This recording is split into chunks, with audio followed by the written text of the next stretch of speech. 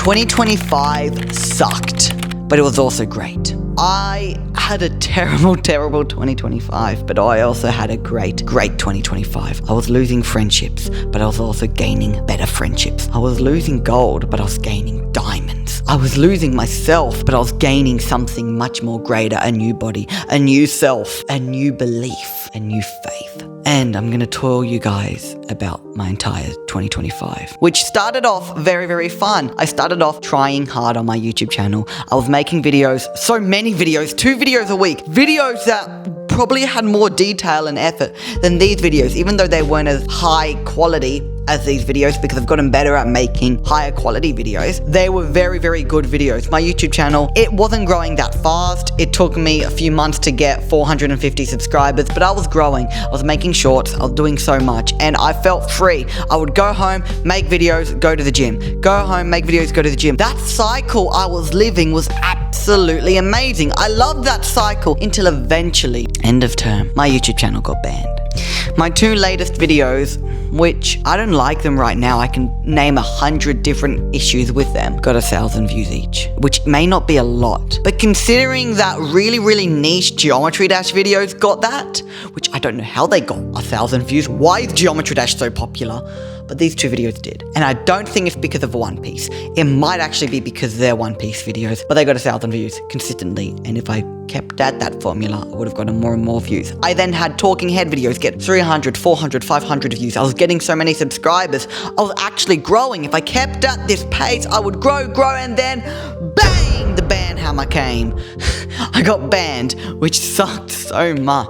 And that was the first main problem. My old YouTube channel got banned. I don't know if that was a good thing or a bad thing. It got banned. And then I didn't create any other YouTube channel because I was afraid that would be banned. That's also another problem. After it got banned, my Instagram started stagnating. I started stagnating in myself. Yeah, I was getting alright grades in school, but I wasn't trying. I felt like I was decaying. You do not understand. You might actually understand, but I felt like I was literally decaying. I couldn't do anything besides write my book, which I know that's probably the hardest creative in my entire life, but I still excel at writing. It's primarily because I just enjoy writing that much. I don't think anything can take it away. Unless I'm really, really tired, nothing can take away my writing. But I felt like I was decaying. I was losing friendships. I was losing followers. Well, I was gaining and then losing followers.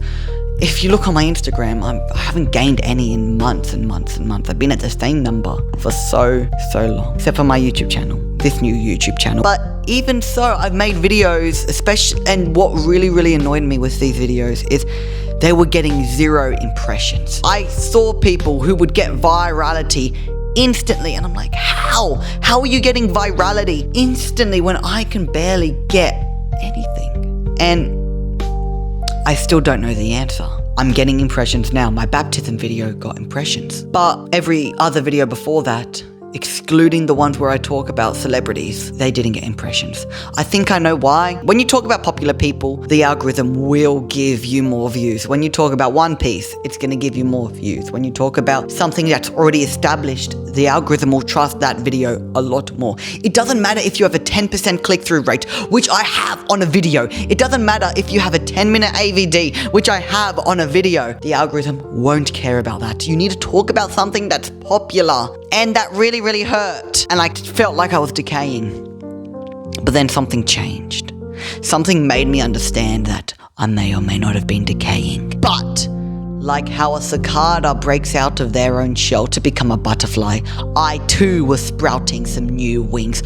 I too was becoming that butterfly. I then went to my Pentecostal church, which I have an entire video on my baptism video, where I completely outline and highlight my entire faith journey. I'm not gonna go on it in this video. If you want to see my entire faith journey, watch the video where I got baptized. But because of that, I literally felt born again. There's a song. I won't waste another minute in my old ways. Praise the Lord, I've been born again.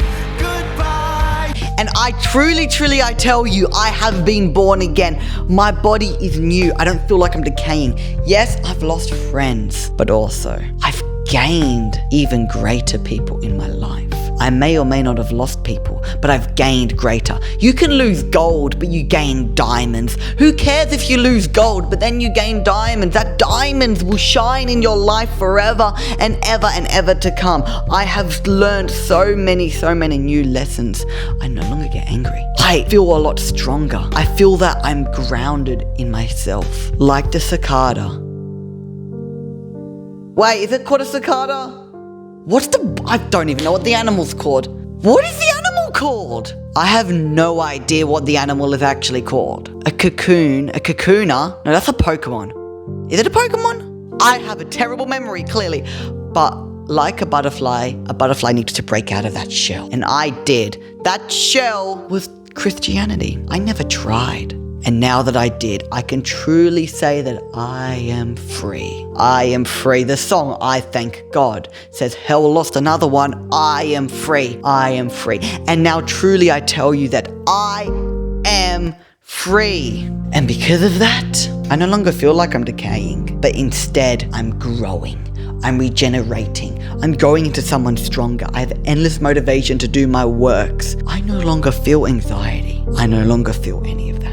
2025 may have been one of the hardest years I've ever lived. May or may not have been the hardest year I have lived. But it was the greatest because it was the year I grew the closest to God. I'm hoping 2026 will be not as hard as 2025 and I can properly enjoy it. But 2026 is now upon us. I'm going to put more effort in these videos. I'm going to put more effort in the shorts. I'm going to put more effort in every aspect of my life. So when you experience 2026, I want you to promise yourself that 2025 may or may not have been hard, but it doesn't matter if it was or was not.